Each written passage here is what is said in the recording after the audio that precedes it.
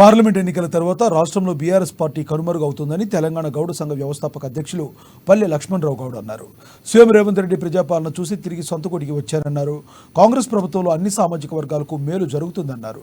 BRS పార్టీలో నేతలకు కార్యకర్తలకు ప్రాధాన్యత ఉండదని, అందుకే బీఆర్ఎస్ పార్టీని విడిచిపెట్టి వెళ్తున్నారంటూ పల్లె లక్ష్మణరావుతో మా ప్రతినిధి హరీష్ ఫేస్ టు ఫేస్.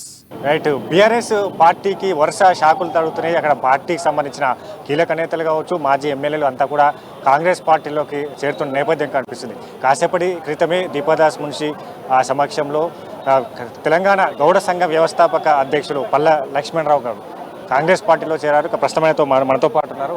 ప్రధానంగా మీరు గతంలో కాంగ్రెస్ పార్టీకి క్రియాశీలకంగా పనిచేశారు, మధ్యలో కాంగ్రెస్ పార్టీని వీడారు. మళ్ళీ పార్టీలోకి రావడం గల కారణం ఏంటి?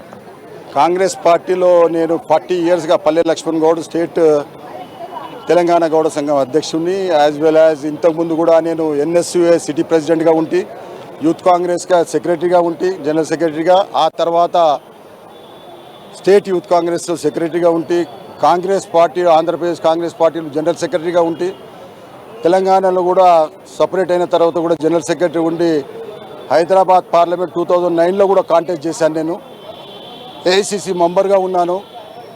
ఇన్ఛార్జ్గా జనరల్ సెక్రటరీ ఉన్నప్పుడు వరంగల్, కరీంనగర్, ఖమ్మం డిస్టిక్ కూడా ఇన్ఛార్జ్ ఉన్నాను. ఎన్నో రాష్ట్రాల్లో కూడా ఇన్ఛార్జ్గా నేను వెళ్ళాను. కొంచెం డిస్టిక్లో కొన్ని అన్ని కారణాల వల్ల 2019 లాస్ట్లో టీఆర్ఎస్ పార్టీలో జాయిన్ చేయడం జరిగింది. ఆ విధంగా కొన్ని దినాలు జర్నీ చేశాము. అయితే కార్యకర్తలు కూడా అక్కడ లీడర్స్ పెద్దగా పట్టించుకోకపోతుండే, కలవకపోతుండే, ఎన్నోసార్లు చూసాము. ఆ తర్వాత మళ్ళీ మా ఎగ్జిక్యూటివ్ మీటింగ్ 33 డిస్టిక్ల గౌడ సంఘం అధ్యక్షులు, జనరల్ సెక్రటరీ, ట్రెజరర్ అందరిని పిలిచి మీటింగ్ లాస్ట్ వీక్లో పెడితే కాంగ్రెస్ పార్టీలో జాయిన్ అయిపోదామన్నా. ఇప్పుడు ఈడ పబ్లిక్తో రేవంత్ రెడ్డి గారు చాలా బ్రహ్మాండంగా చేస్తున్నారు. జనరల్ పబ్లిక్ కానీ, కుల సమస్యలు కానీ అన్నిటికీ కూడా బాగా కష్టపడి అన్ని కులాలను కూడా ముందు తీసుకెళ్తున్నాడు. మనం కూడా కాంగ్రెస్ పార్టీలో జాయిన్ అయితే బాగుంటుందని మా స్టేట్ ఎగ్జిక్యూటివ్ డిసిషన్ తీసుకొని జాయిన్ చేయడం జరిగింది. మా సోదరులు కూడా కాంగ్రెస్ పార్టీ పాత వాళ్ళందరూ కూడా ఇన్వైట్ చేసి రమ్మని చెప్పడం జరిగింది. అందులో పొన్నం ప్రభాకర్ గారిని అండి, మినిస్టర్ గారు, మళ్ళీ మహేష్ గౌడ్ గారని, మళ్ళీ మధు ఆషి గారు కానివ్వండి, అందరు కూడా మాట్లాడి చేయడం జాయిన్ అయ్యడం జరిగింది. ఎందుకంటే పాత కాంగ్రెస్ పార్టీ 40 ఏళ్ళ సంది ఆ ఇంట్లో ఉన్నాము. మాకు అన్ని మంచి చెడ మాకు మంచి తెలుసు, మంచి రిసీవ్ చేసుకుంటారని దాని విషయంలో అందరం జాయిన్ చేయడం జరిగింది.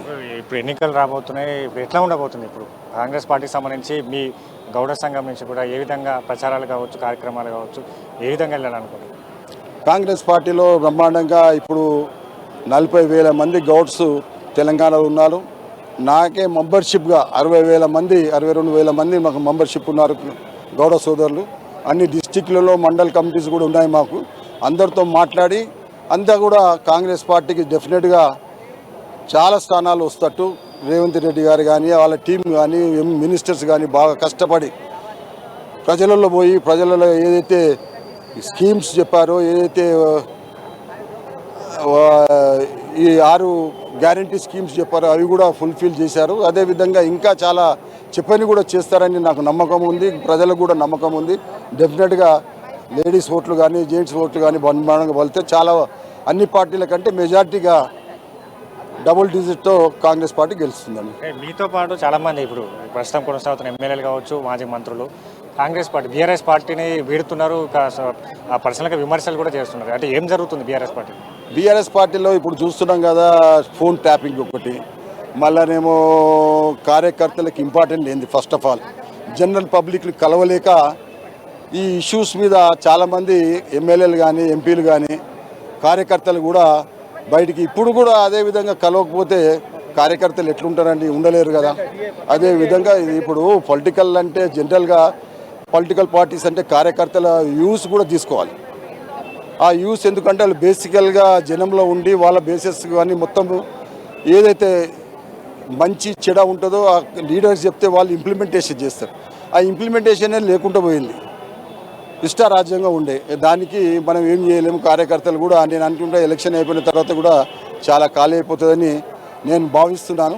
అదేవిధంగా కూడా ప్రజలలో కూడా బాగా చేంజ్ వచ్చింది, అప్పటికిప్పటికి కూడా బాగా చేంజ్ వచ్చింది. మంచిగా కాంగ్రెస్ పార్టీ బాగా డెవలప్ అవుతుంది గ్రౌండ్ లెవెల్కి వెళ్ళి అని నేను చెప్పగలుగుతున్నాను.